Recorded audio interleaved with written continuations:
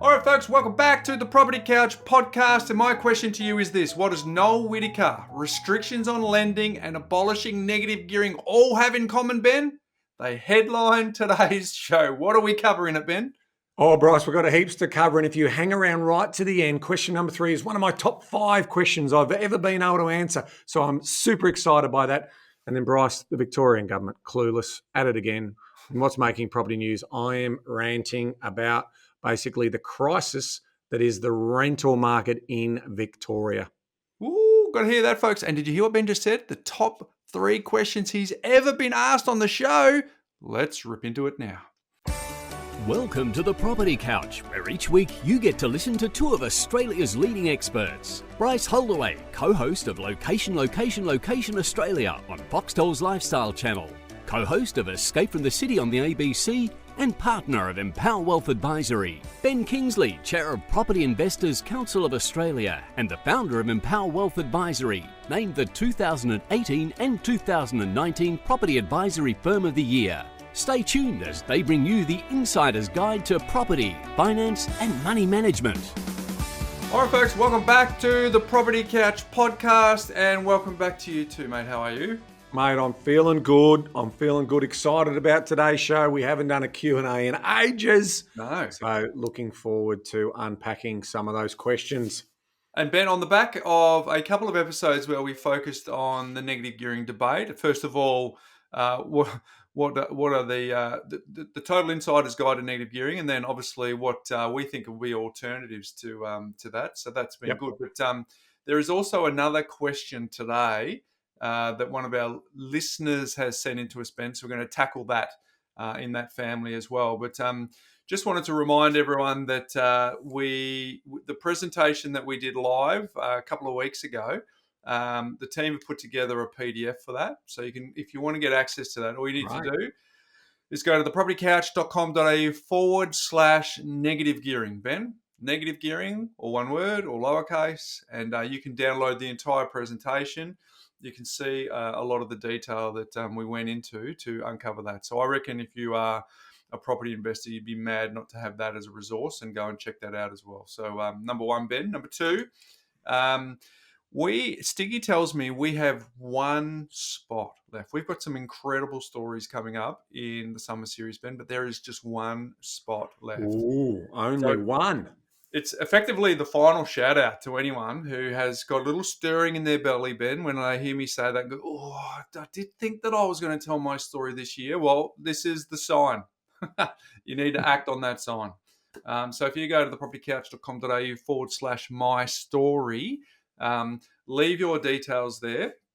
And what I want to say to folks is what actually happens is a lot of people come into the summer series, Ben, and they get nervous. And they think about, oh, can I remember all the things that I've got to remember and that I want to tell? And then if they feel like they can't, they go, no, I'm not going to put my details in. I just wanted to briefly explain the process, Ben, because what happens is you and I, we meet the person, we make sure, you and I take it as a personal responsibility to make sure that that person feels not nervous, relaxed, and ready to go. And then secondly, what we remind them is all you need to do is just allow us to draw the story out. So effectively, you don't have to remember much.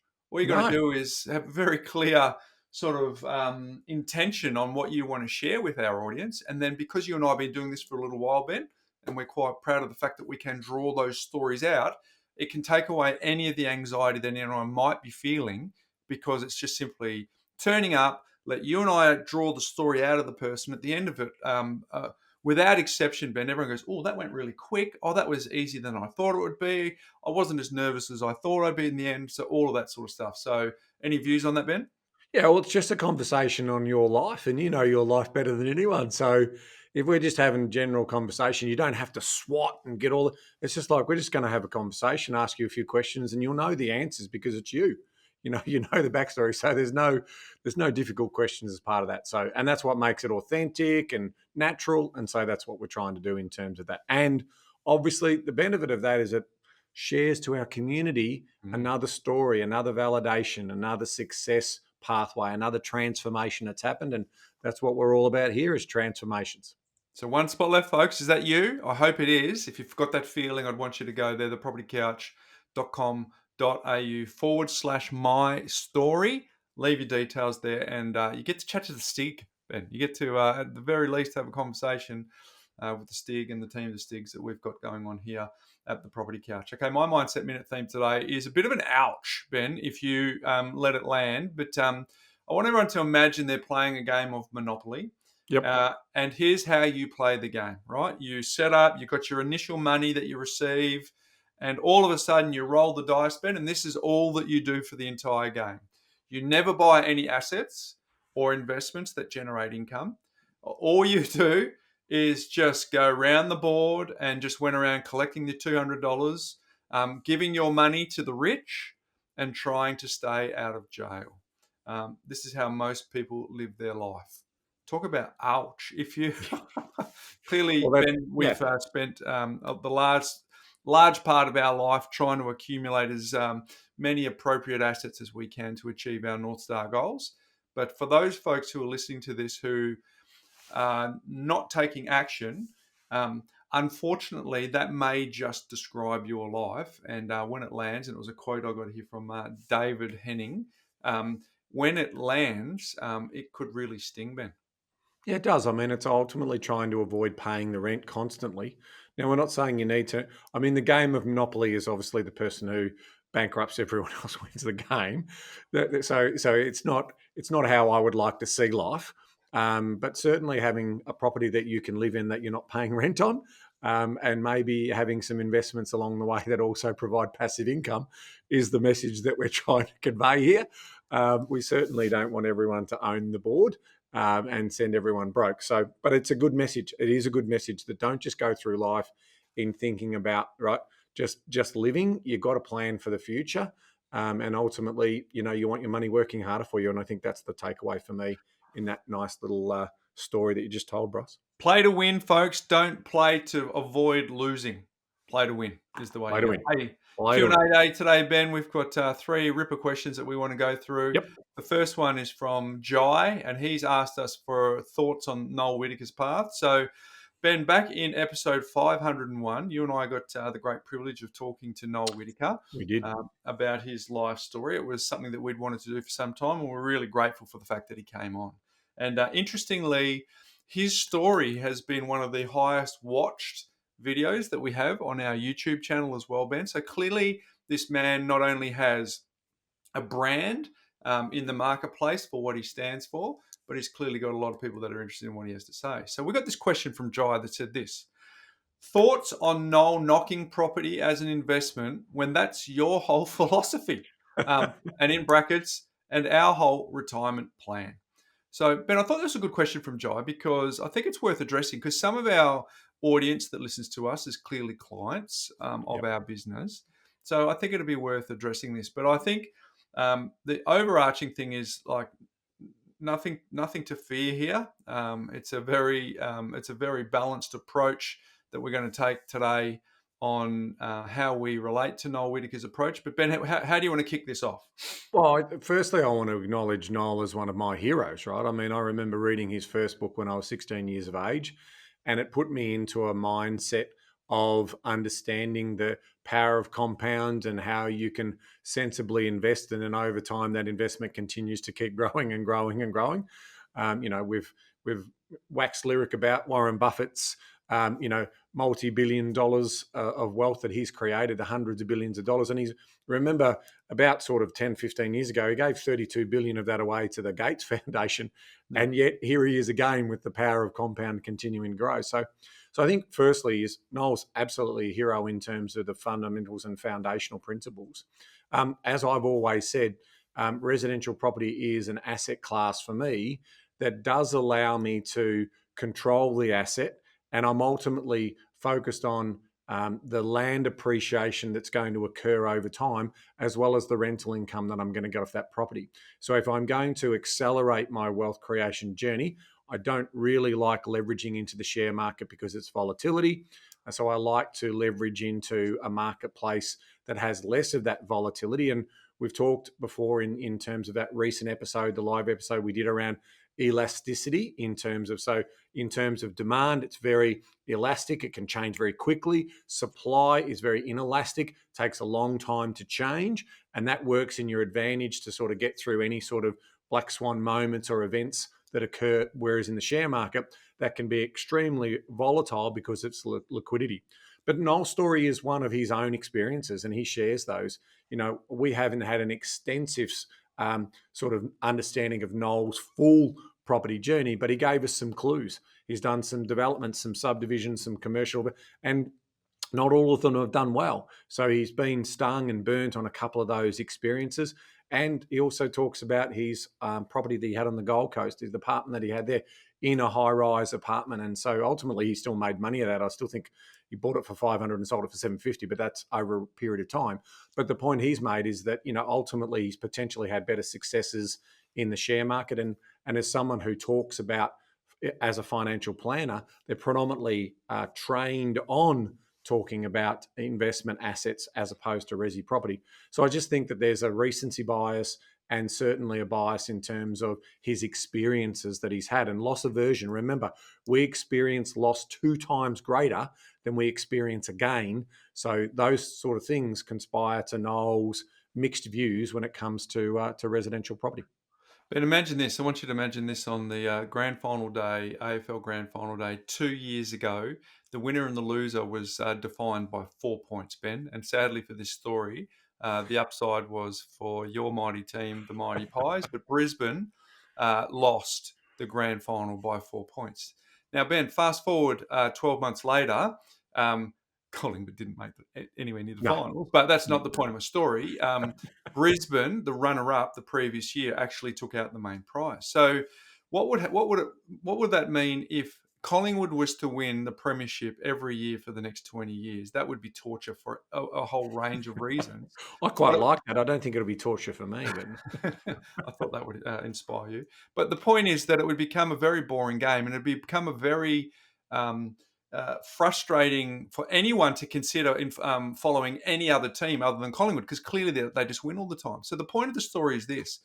1 year Collingwood wins, the next year Brisbane wins. Rewind a few years ago, there was other winners as well. Yeah, Richmond, the Cats, then Richmond, the like. Richmond, So the point is that there's not one pathway to reach the Holy Grail here. And I think that's what I want to say here to you, Jai, around Noel has taken a pathway that has proved very successful for him, but it's not an exclusive pathway.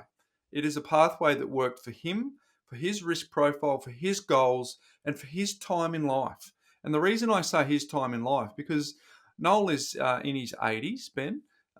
So he grew up in, and which is a similar age to my father. So at times having chats with my dad around the pathway that I've taken and the debt that I've taken, you can see a little look in my dad's eye that's pretty much goes, I wouldn't have done that, right? Because my dad grew up in the shadows of depression, the Great Depression, wars, and austerity. So for him, the idea of taking on debt is really something that he struggles to comprehend.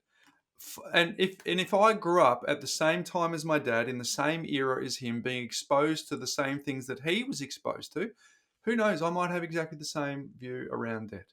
And so the point is this, that we've got different generations have different paradigms around debt. So my generation, 1975 born, Ben, you're 1971, we're of this sort of liminal space. We've got 1 foot in the past and 1 foot in the future, where we were influenced by our parents who gave us these messages around pay cash for everything and don't get into debt for anything. But we also saw a new opportunity going forward. So we're in that sort of pivot generation.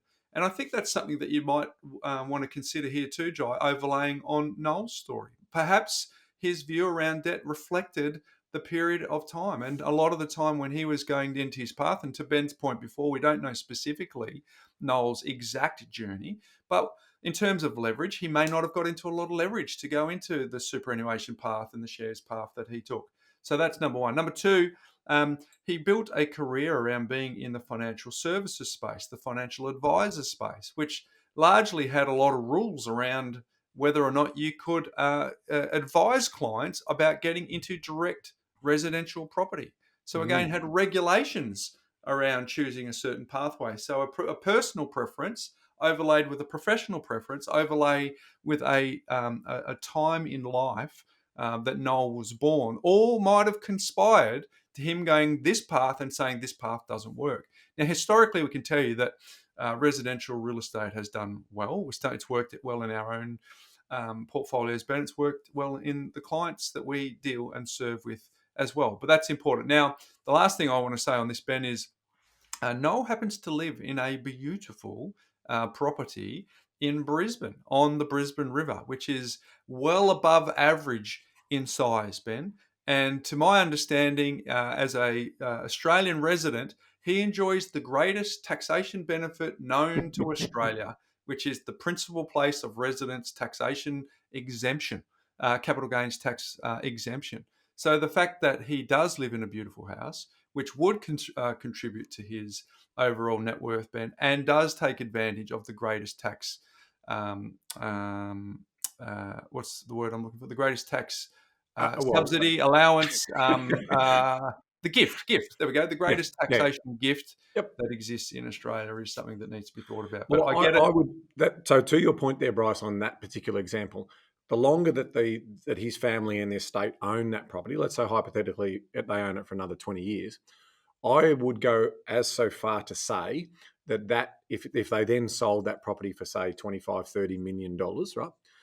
Would that have been the biggest gain that they've made out of any of the investments that they've put in? And that's a residential property. Now, I'm not we don't know his balance sheet. He might have. We do not know his balance sheet. We're not interested. But yeah, so Noel's a champion for people. He's been an educator all his life. We love Noel. As I said, he's one of my great heroes. He started me off on my educational journey.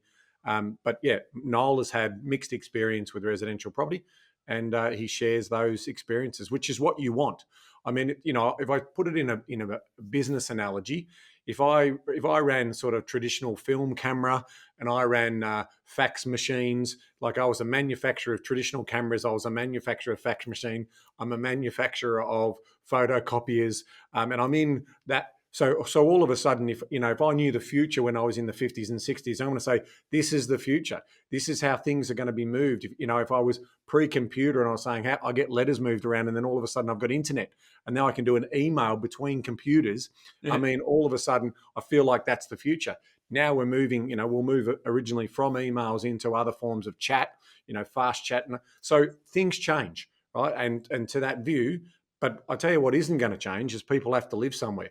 And ultimately, if a population grows and people can express the way in which they live in those properties, being owner-occupiers, they will express it in a certain way and keep adding value into those properties, and that will put pressure on the values of those properties. And I think that's the science for me in terms of that. That's enough for me to say, I don't know what the next bit of technology is going to do or be, but I do know something, that if people are living and they're alive and cities are growing and towns are growing, and then there's economic activity in those, guess what?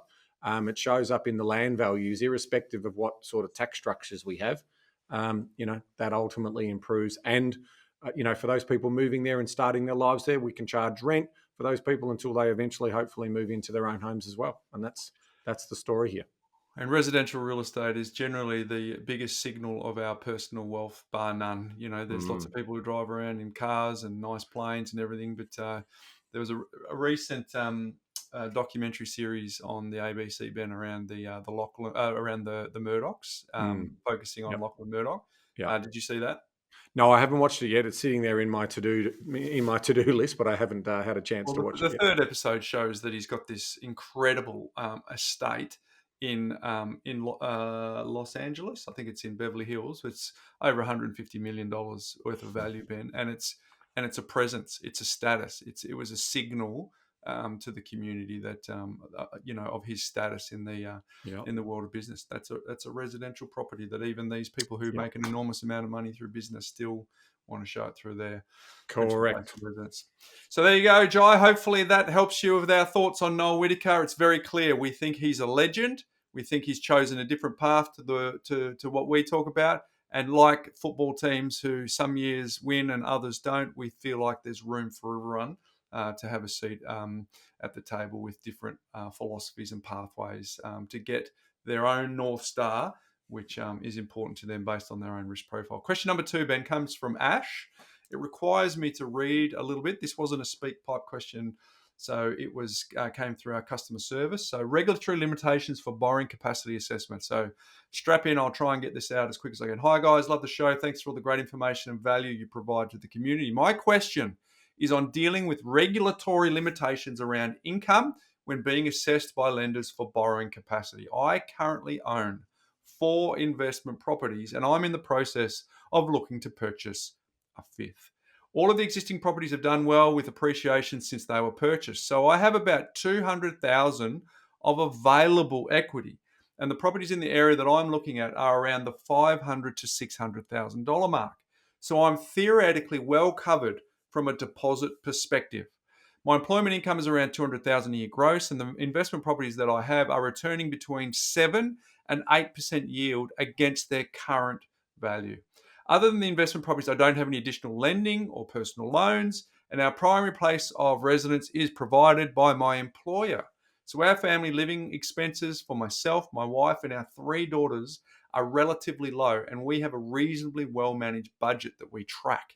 However, when being assessed for my borrowing capacity by my lender for this next property, I was informed that the restrictions imposed following the Royal Commission meant that the lender was only allowed to assess the investment properties as having a maximum of 6% yield each, which results in hundreds of dollars a week not being able to be included within my available income. That's on top of the 3% buffer, which is also applied to the current interest rates for affordability assessment. All this to say that my borrowing capacity based on my income in inverted commas is well short of the available equity that I have, despite the fact that all of my existing properties are currently cash flow positive. Hang in there, Ben. I'm heading for home. No, you're good. You're doing well. While I'm confident I'll be able to arrange my finances to purchase this 5th property, I don't see an obvious pathway for being able to purchase any more. Short of waiting for further significant increases in the property values and their assessed yields. If you're able to offer any guidance as to the best way to navigate an imposed affordability constraint, that would be much appreciated. I'd also be really interested in your take on how some people seem to be able to purchase 30, 50, or 100 properties, in brackets, if you believe the claims on their social media pages and book covers, close bracket, without running into this constraint. It would seem that even with cash flow producing properties, they would surely be running into the same regulatory limitations on income assessment with the 6% yield limit. Or is there a strategy that I'm completely missing? Kind regards. This question was from Ash. Ben. So no, there's no strategy that you're missing, Ash. There is, what you're talking about then when you're talking about people who have amassed significant portfolios. The world was different pre-global financial crisis. Lending restrictions were a lot more relaxed. We had things like low docs and no doc loans. So effectively what they were asset lends. And so post the GFC and then obviously APRA's mandate to regulate the lending and banking institutions for, security. So basically, without a solid banking system, the economy runs the risk of blowing up. And so ultimately their job is to be the police of, responsible lending and responsible banking. And so the Royal Commission wasn't necessarily the catalyst for that. It was really the GFC. What the Royal Commission then sort of reinforced is just sort of, some of those lending behaviours that might have started to creep back in. So it was sort of more like a speeding fine that was happening to recover that. So here is the question. The question is, are regulators and regulation about throttling the number of investment properties that investors will be able to own in the future? The answer, in short, is 100% yes. They are doing everything they can to limit the number of investment properties and investors who are having multiple properties. So your income outside of your rental income or any other income you're getting will be judged. So your POY income is the most accepted and available income of which borrowing assessments can be judged against. and then they start to throttle rental income, in some cases negative gearing benefits, in some case other distribution or business income that you might be earning as well. So that is always going to be a challenge, whereas in the past you're seeing there's people with 20 or 30 properties. And remember, it's only a very, very small number of people, sort of in the tens of thousands, not in the hundreds of thousands or the millions that we have in terms of people who own just one or two of those. So that's an important message in terms of what that looks like. I can't comment on your personal situation because I don't know all of those numbers. But in my final sort of observation here, if you are if your accommodation is being supplied by your employer, well, at some point in time, you're going to finish work. So one of the things, coming back to the Noel Whittaker story, a principal place of residence is by far the best tax-exempt asset that we have and that we own in terms of being able to create wealth. So one of the things you may want to consider, and this is not advice, but people in similar situations may want to consider at least controlling or owning a principal place of residence, even if they're not living there. And you need to understand the rules. If you're living overseas, we don't know that story. You've got to at least come back and spend some time in that particular property to be able to have that advantage. So I can understand, Ash, why you're thinking about your fifth investment property, because you don't have the luxury of owning a principal place of residence potentially, unless you're rent vesting. So there's a couple of unanswered questions there for me in terms of that. Now, I'll get to other ideas and solutions, Bryce, but there's my initial starting points for you to build off. Yeah, thank you. And I guess it's just a reminder that there's two parts to the conversation. Do you have enough equity and do you have enough income? So for those who are new or learning the craft, back in the 80s, you could just borrow purely on equity. And to your point around some of the lending that was available, whereas now you've got to serve both masters. Yep. And that's really at the heart of this entire question that you've sort of highlighted really, really well. So that's the first point. Second thing is history is there is a couple of books out there, Ben, on the front cover that talk about having 3 figures plus in terms of properties. That is just a moment in time. One of the things I'm really proud of our book, Ben, is that I believe that the principles in our book will stand the time in 100 years' time as much as they did back in the time that we wrote it. So they are replicatable, whereas some of the ones that you're seeing in the past, they just literally can't. They were in a moment of time that you just cannot repeat. So that's the other thing I'm pointing out here. Secondly is the big question for you, Ash, is being super clear on the North Star, right? Because you've got 4 properties, you want to head to 5. Just a little reminder of some of the stats that Ben and I went through when we did the negative gearing debate, and you can get on the downloadable that I talked about at the top of the show. Is ATO stats suggest that there's, just so we know, we've used percentages before, Ben, but we might use some numbers today. There's 2,268,161 tax returns lodged with rental properties, right? So let's call that, it's 2.3. Individuals. Yep, that's individuals. Yep. So let's just call it 2.3, just for the sake of remembering the number. 1,620,663, which is the majority, which is 71%, have won. Yep. And then if you go down to Ash here, so we go right down to the bottom of the table. For those of you watching along home, you'll see this, but for those on the audio, people who own 4 investment properties, that's 2% of the property investing community. So you're an outlier. You are already an outlier. And just to land the plane on how many people that is, individuals, that's 47,633. So Ash, you are already a significant outlier. And if you went and actually bought the 5th one, you would move into a situation where only 1% of the population are actually at 5. And just for interest, everyone, if you got 6 or more, all the way up to 100, 200, 300 properties, you're in the top 1% of property investors, right? So the point is this, Ash, have you got super clear on the North Star, on what you actually are shooting for? Because the question is, instead of getting the 5th, it might actually be in your best interest to commit all of these wonderful yielding properties, plus the surplus income that you have, plus the fact that you don't have any costs for your family and your 3 daughters, and just rallying all of that surplus and just going on a mission just to retire out the debt, fill up the offset buckets, so that you actually, instead of needing to get the 5th one, you might be sufficient with 4. Now, I don't know what your goals are. I don't know what your risk appetite is, and you might just say, no, I'm keen to get the fifth. But I guess the reason I'm saying that is because Ben and I philosophically are not about helping people aspire to 20, 30, 40, 100 properties.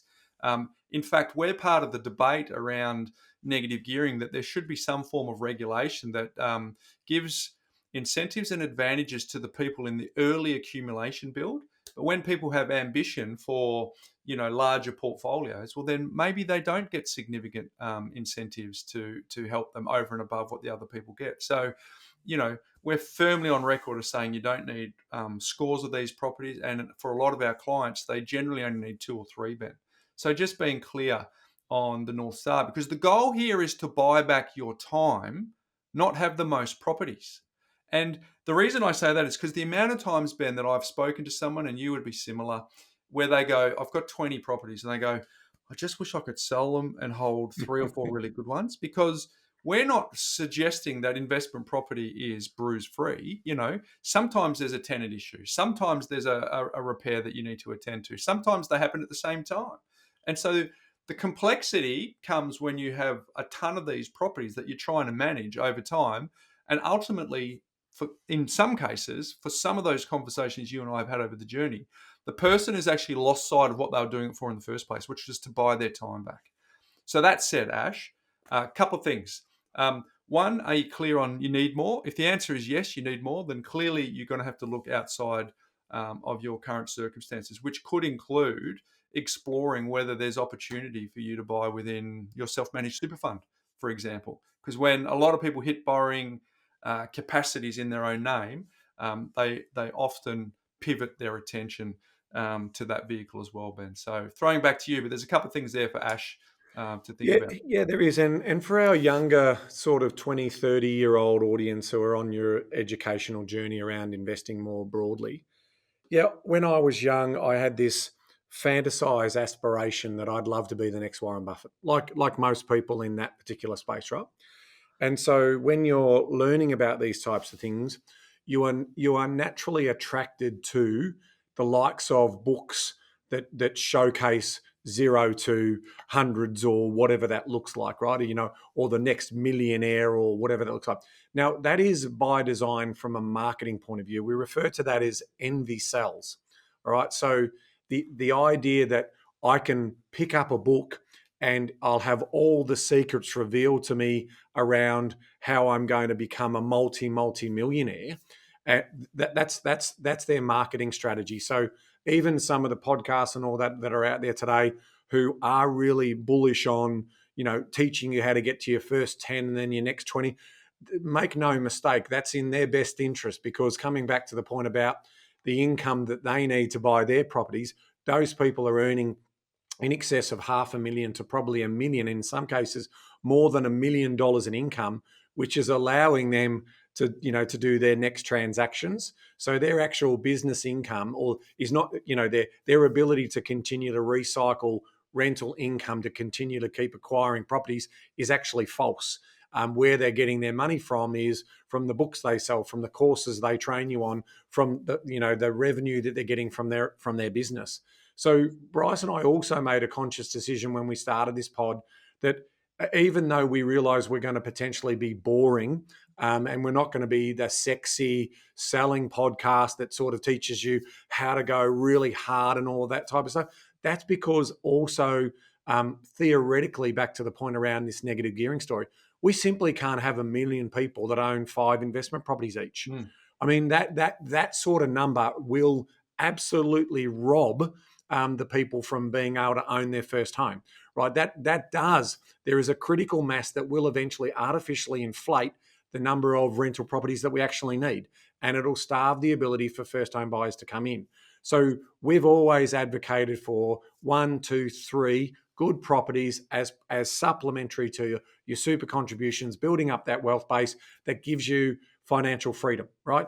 But it's not going to give you a helicopter, and it's not going to give you a Ferrari, and it's not going to give you that mansion that everyone's talking about. But that's not who we are. Those things also won't give you the happiness. The experiences as part of that will give you that happiness. So I think it's a really important point that when you are seeing these types of stories and you're aspiring to that type of thing, I have no problems with that. But also, I'll bring you back to the pyramid. 1% of you will make it. 2 to 3% of you will get close to that because you've created other means by which you're bringing in income. But the vast majority of the people will fall in to this sort of, okay, well, I got 1 or 2 away, or I didn't take action at all, which will be the procrastinators at the bottom. But I think that's an important message. Like, we all can't be at the top of the pyramid, and that's what Morgan Housel also talks about. So I think there's some important points in there. My final message is around, in terms of, is there any other strategy that I'm missing here? Well, we as property investors are in what we call a hobby business state. So we're trying to passively run a business where we're employing people such as property managers and those people to help look after those particular properties. But we are supplementing that as part of the the passive income to build financial security for our households and our families, right? So if you are serious about getting into the business of providing rental accommodation, whether that be short-term or long-term rental accommodation, you would normally incorporate. So that is another means by which, the bankers will look at your balance sheet, your business plan, and they will lend potentially against that strategy and that business case. And then finally, the other one, Bryce made mention of those numbers as individuals, but we do have a lot of companies and trusts that also own residential property for investment purposes, as well as self-managed super funds that can also control and own residential property. Now, I'm not a big fan of self-managed super funds for the uneducated, uninitiated, inexperienced operators, because at the end of the day, there's an enormous amount of compliance and regulation around that. But if you've got 4 properties, Ash, to your point, and you're showing and demonstrating some of that sophistication, then you may want to sit down and have a broader chat with your tax advisor or your business advisor or your financial planner to sort of see the considerations around that. So in other words, if there is surplus income coming off the existing portfolio, is there a possibility of rediverting that into a super fund that then allows you to potentially buy property, which you can also leverage inside a super fund as well? Now, again, that's not advice. I'm just sort of saying, for our community, there are different pathways in which you can continue to keep building out your portfolio, but that sophistication level, that control level, that time level all goes up. Those gauges all move to the right when it comes to, the amount of effort, and you are getting more and more involved in running a business as opposed to having a hobby business to the side.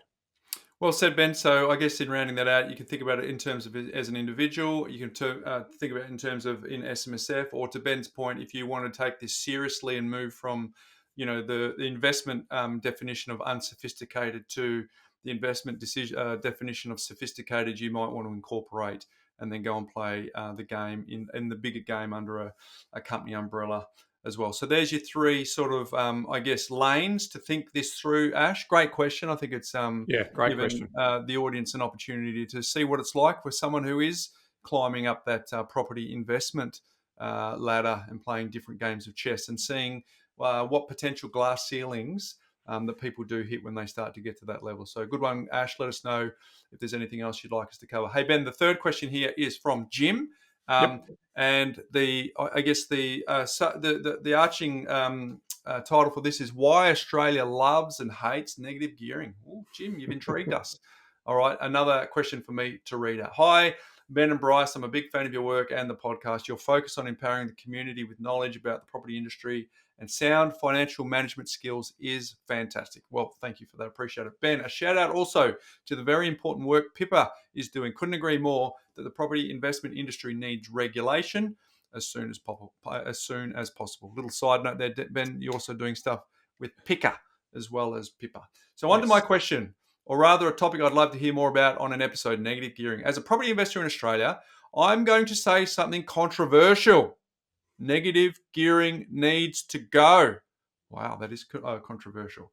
I believe it's a counterproductive policy, but please hear me out because there's an important context to this that merits some discussion from experts like yourselves. At a starting point, no one should be investing in an asset that consistently costs them money, relying on property investment tax offsets and the hope of a future capital gain that may never materialise.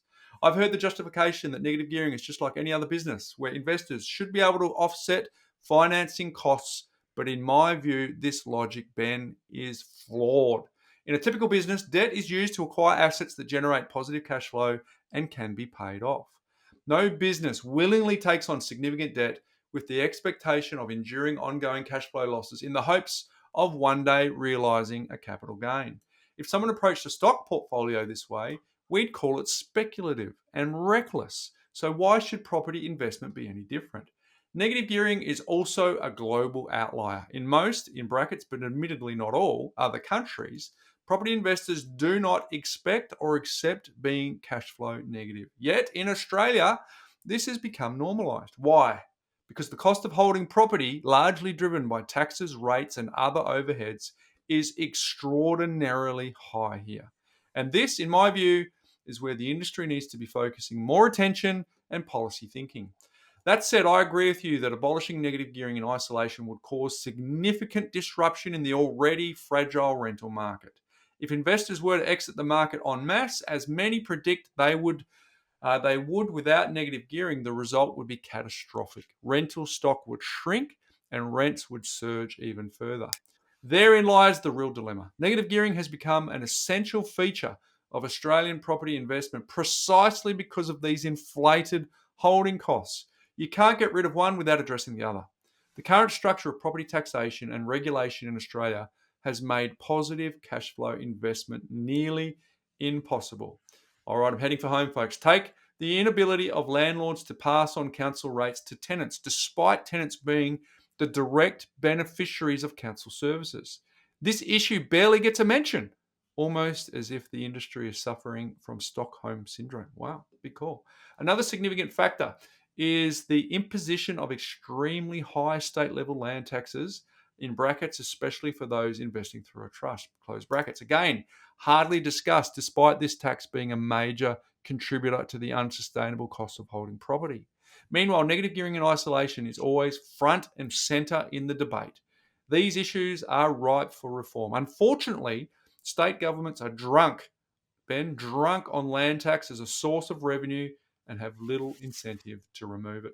Correct. So, if the negative gearing is to be abolished, and in brackets, I suspect it will eventually, close brackets, the federal government must step in and reassert control over property taxation and regulation at a national level. Reducing holding costs would ease the financial strain on investors and make property investment more viable and cash flow positive. I promise you, folks, the end is near. In that scenario, negative gearing would become irrelevant, just as it is in most other countries. Some, including the Greens Party, advocate for rent controls to mitigate the potential impact of constrained rental supply if negative gearing was scrapped. In other words, why bother addressing holding costs when you can abolish negative gearing and simply prevent landlords from raising rents? This might sound attractive to anyone currently locked out of the property market by high housing costs, but this approach is really akin to trying to catch smoke with your hands and would be a disaster for renters. There's clear evidence from cities like Berlin and Glasgow that rent controls only lead to higher rents at reset points and a tighter rental market overall.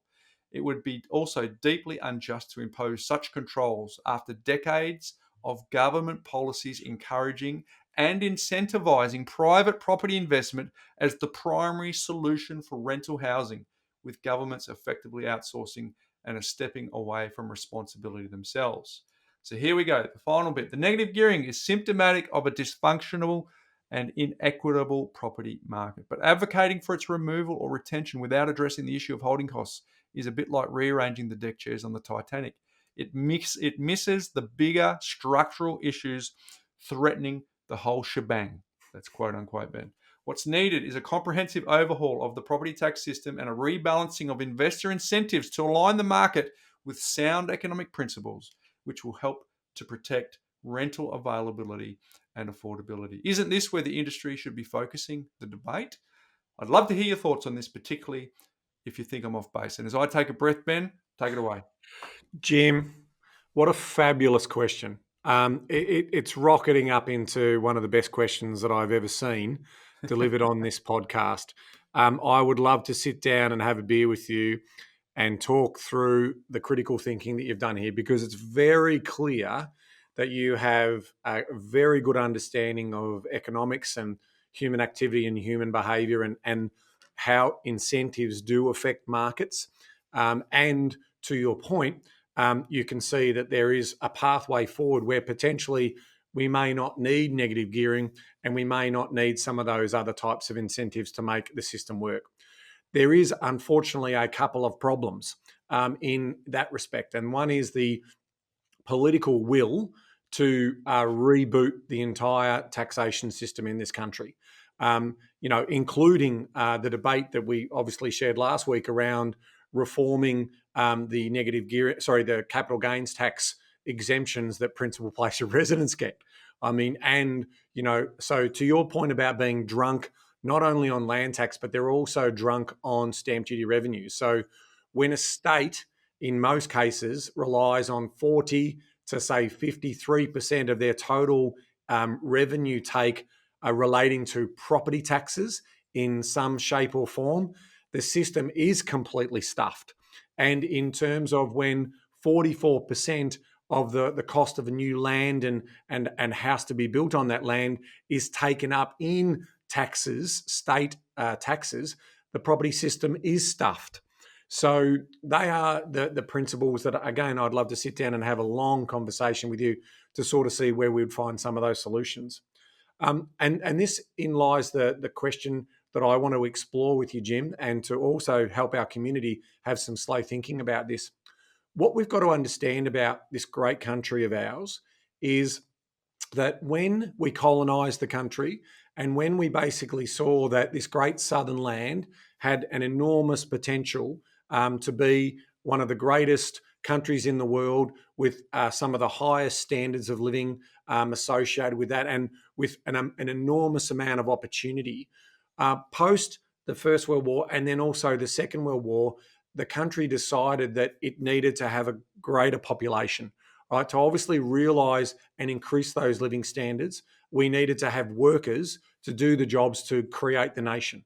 And so we are a nation of immigrants. And so when we think about what happened in the early turn of the century, in the early 1900s, effectively 70% of the properties that were available were owned by wealthy landlords and families who own lots and lots of properties. So the likes of the Menzies era and this great Australian dream where everyone can have, a quarter-acre block and a house and all, that was the vision. But to build that vision, when you bring people into a society, you've got to have somewhere for them to live. And not everyone's going to live in expensive motels or hotels and so forth. So you start building longer term rental accommodations because we know with most immigrants that arrive, they spend 6 or 12 months finding their feet, trying to work out where they're going to get gainful employment and where they can set their lives up. And so in the 1920s, as part of our taxation system, that was baked in. So it was baked in this idea that if we started to earn this income, and we talked about this again recently on our special negative gearing and capital gains episodes, so check them out if you're new to the pod. But that is part of this process. But what it has meant is that those market mechanisms, to your point, have been so baked in that it is, and then it's been layered upon on top of that. So it's been layered upon in terms of land tax, it's been layered upon in terms of higher stamp duties and so forth. And now, because we don't have governments that are sensible about the spending obligations and how disciplined they are with spending, and because we've got a society who now expects our governments to throw money at fixing all of our problems, we're on this hamster wheel that's ultimately going to result in our democracy and our competitive advantages be whittled away over the next 2 or 3 decades, and we'll be a lazy society, and we'll be trounced by more agile countries who are competing for the same talent to grow and build that economic flywheel as part of that story. Now, that's a big statement, right? I've gone macro very, very quickly.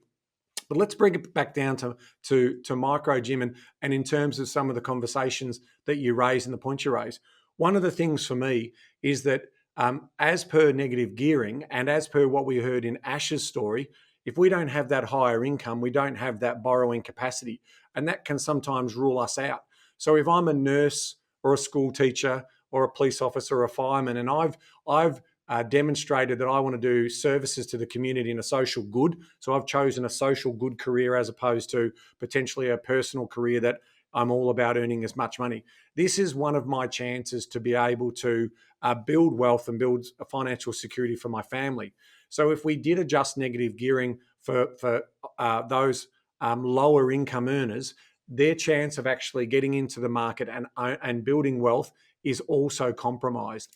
Now, they might say, well, go and build up an ETF program, or, go and invest in shares on a continual basis. That might also be true. But what we need as an economy and what we need as a nation is we still need to keep growing. We still need to keep building that population out.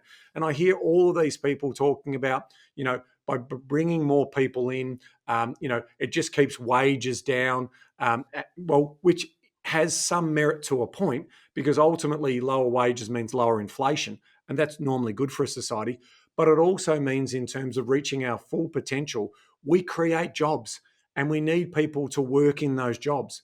And if we don't have the population base for those people to do that work, we have to bring in the skilled labour and those people offshore to actually make that happen.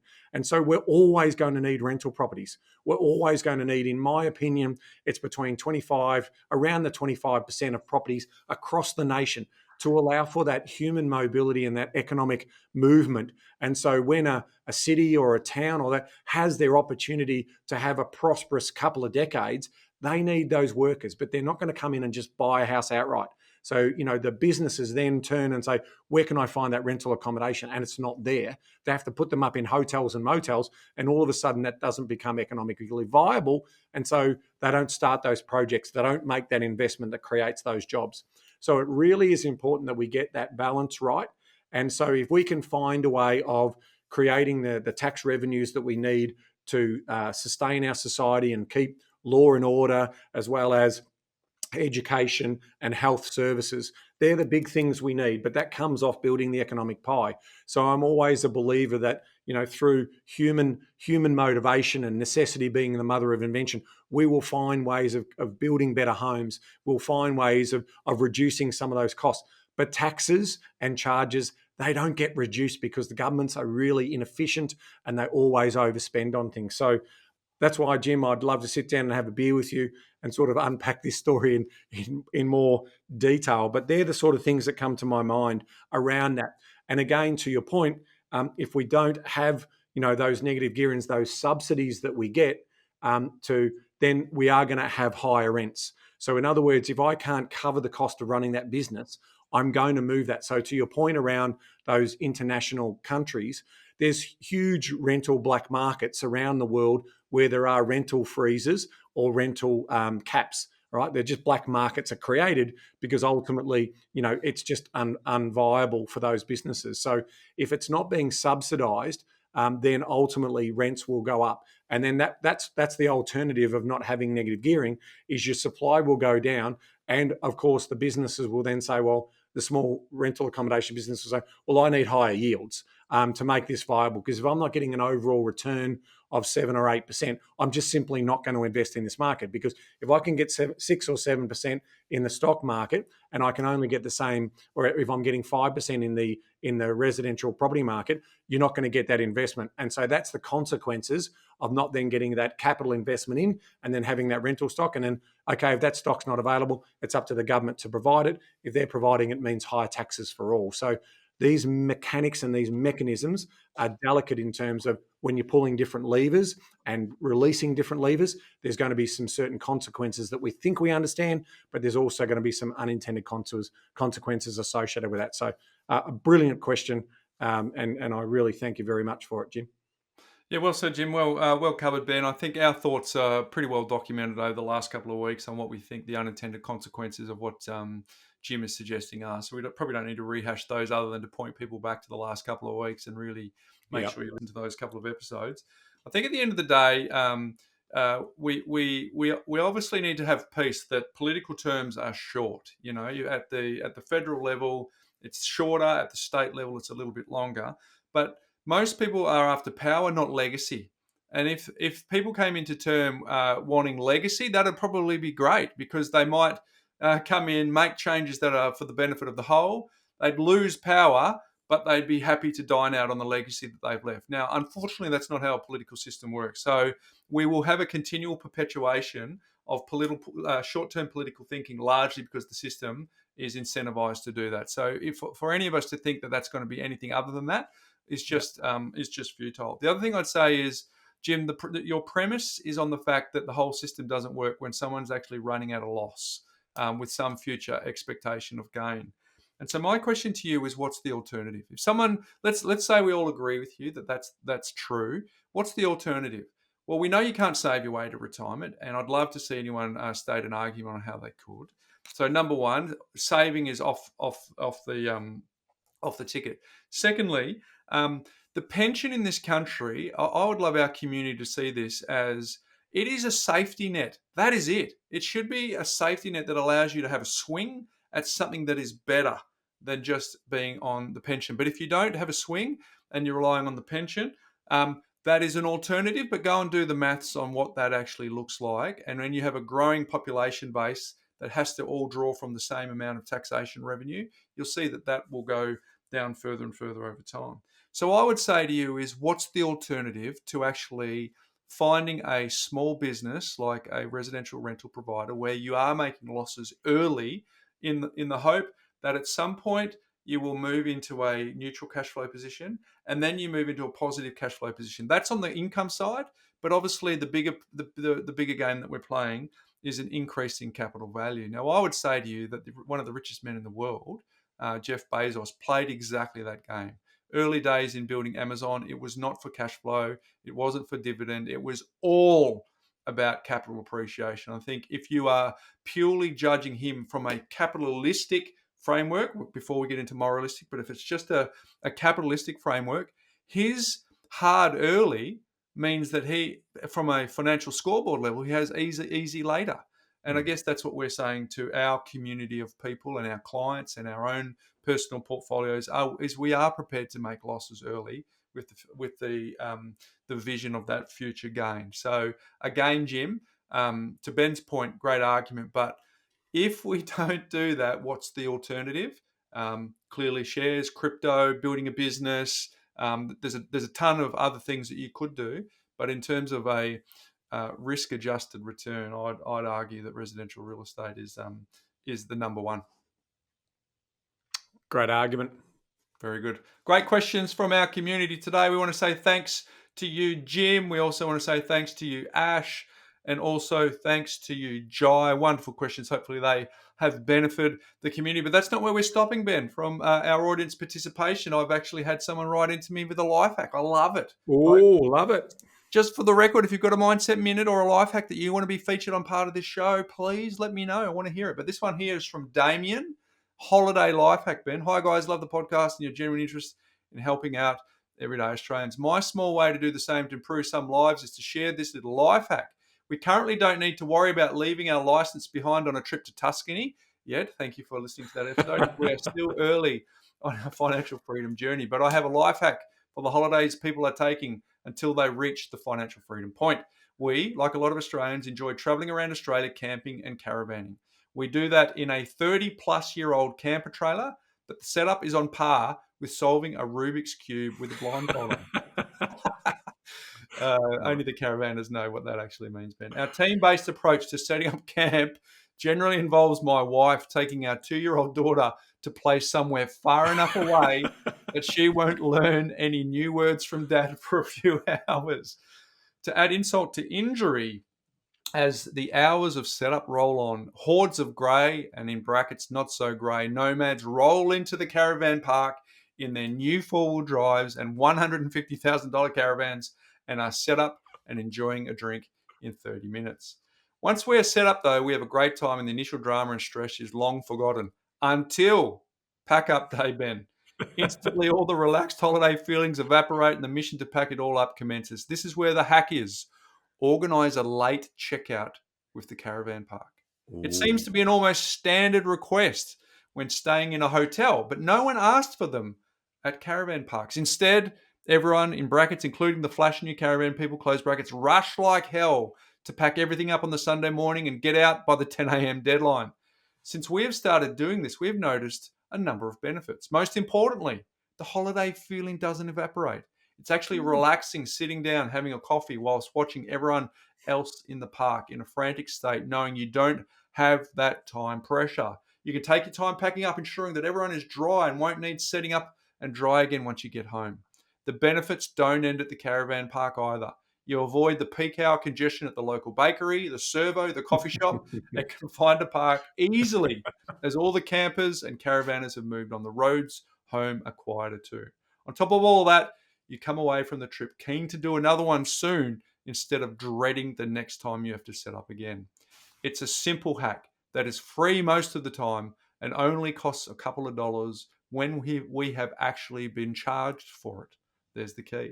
We fully believe in the delayed gratification mindset, and it's gotten us into a good financial position thus far. However, we feel it's important to build memories and enjoy ourselves on the journey and holiday regularly.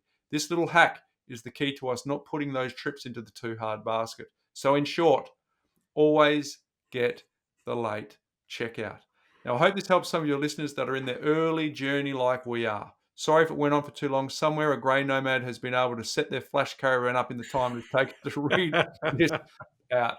Cheers, Damien. Oh, How good's that, Ben? I've Damien needs a start and build course, Bryce. started build course for sure. That In is fact, it. everyone And who gave all us the people who questions today. have put their questions today, absolute start and Questions? build course. Is that QW? Questions?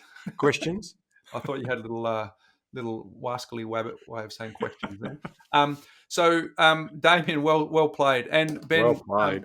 I've recently sold my caravan, but had it for a number of years, and I can relate to a lot of those stories. And Ben, I was introduced. I never knew the term divorce until a caravan, because Yeah. the amount of times on bump-in day that you have a divorce with your beloveds is routinely regular. It's in fact some of those grey nomads that Damien talks about sort of 3 o'clock in the afternoon when everyone rolls in, they pull up a seat, they crack a fresh beverage, they sit down, and they just watch the entertainment unfold. They see the partners fighting. I talk to my wife and we're reversing the van, and she goes, "My side." I'm like, "Driver side or passenger side? Like, my side doesn't mean anything to me." So it's I Top didn't three, know. Bryce. It's a top three in terms of travel stresses. Top Yeah. three. Sits up there with finances. Yeah. So there you go, the divorce. Well done, Damien. Great life hack. We love that. Ben, what's making property news? Yeah, well, Bryce, we've obviously done a couple of live episodes recently, so I haven't been able to do what's making property news for a little while, but a couple of weeks back, some data dropped in Victoria. It's the data we've been following very, very closely, and that data is the Victorian rental bond registration data, which is telling us just exactly how many rental properties are available for rent in the state of Victoria. And as we've been predicting and as we've been sort of updating every quarter, it's getting worse and worse and worse. There should be alarm bells ringing in the Rental Commissioner of Victoria. And if you're listening, please return my emails. I've emailed you probably 4 times over the last 6 months, and you're just a tin ear. You won't listen to me. You won't even engage in dialogue. So from that point of view, it's very hard to help you solve the problems if you're not willing to listen. But off the back of that, here's what we've got. We've got a story where through the 133 reforms, including the higher land taxes in Victoria, people are tapping out, Bryce. So we've seen over 26,300 less rental properties available for rent in the state of Victoria in the last 12 months. And that should be concerning for anyone who's ultimately trying to protect the rights and opportunities for tenants, right? Because all this has done is increase the tightness of the tenancy availability in this state.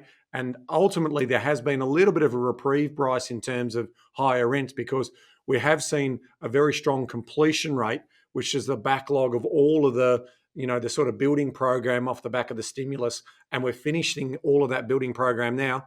But in terms of, as we know, in terms of future supply, all of the building approvals, Victoria is falling way behind. So there's going to be a massive shortage of rental accommodation, which means rents are going to go higher. So as much as these people are well-meaning and they think they're doing the right thing, unfortunately, the consequences are real. You can see it on the screen if you're watching. Look at that chart. It is absolutely distressing in terms of the number. And this has never happened before in the history of these records in terms of this decline that we're experiencing. Like the 5-year average has been just under Or just about How 1.6. far away is the June 24 bar away from the 5-year average? Oh, it's mate. So surely they've got to now listen that they've overcorrected and they need to start to get some confidence back, because there's tens of billions of dollars of investment that is going to other states and territories, which is helping their housing supply. And our Victorian government, again, also has a tin ear. There's a group of these lefties that just won't listen, well-meaning, but won't listen in terms of trying to fix this problem. So I hope that the data is undeniable for them, and they need to understand that they've got a massive problem on their hands. And unless they either adjust land tax or also make it more accommodative to attract private rental accommodation businesses, it's only going to get worse for renters in Victoria. Shout out to any of our listeners who have some form of network of influence, Ben, and they could either get you into having that conversation with those tinnies that you talked about, or actually being in a position to forward this little section of today's episode to someone who has influence, or ideally, Ben, for the last 2 episodes that we've done, getting that material in the hands of people who have some form of influence, so that we can actually have conversations with folks to talk about what those unintended consequences are. We're asking for that favor from our community. So if that's you and you actually have some form of segue into influence, we would definitely love to hear from you. And we'll continue to shout out good policy, and we'll continue to very much shout out bad policy when it comes to the property space. So that, and New South Wales, in introducing their no grounds evictions reforms, again, a kicking an own goal. We don't believe that New South Wales is a place that you'd want to put your money in the short term based on these restrictions. So we'll be advocating for people to look in other states and territories where they're more accommodative to small business private rental accommodation providers. So we'll just keep doing that until they start listening, and then they start making the legislation more balanced to obviously the rights of the owner, as well as us then looking after our tenants, which are our customers, because that's exactly what we want to do as well. We want happy tenants in those properties, but we seem to get regulation that wants to fine us and wants to take control away from us in terms of looking after our investments. And I just find that extraordinary. Extraordinary. So there you go, folks. Hopefully that has given you some insights into what actually happens at the coalface when some changes happen. There is evidence of unintended consequences. So there you go. Hey, Ben, big show. We've covered a fair bit. Good show. Stig will be looking at the clock going, oh, boys. It's over an hour. So it's over an hour. So we might head for home, folks. Yep. But again, just a reminder to anyone who does get read out on our show, we give you a start and build course. Ben told you about that earlier. So if you want to go to thepropertycouch.com.au, leave your questions for us. There's a little button there. It's called SpeakPipe. That's the quickest way to get it done, but there's a whole range of other ways you can do that as well, mate. So until next week, Ben. Knowledge is empowering, but only if you act on it. Well said. See you next week, folks.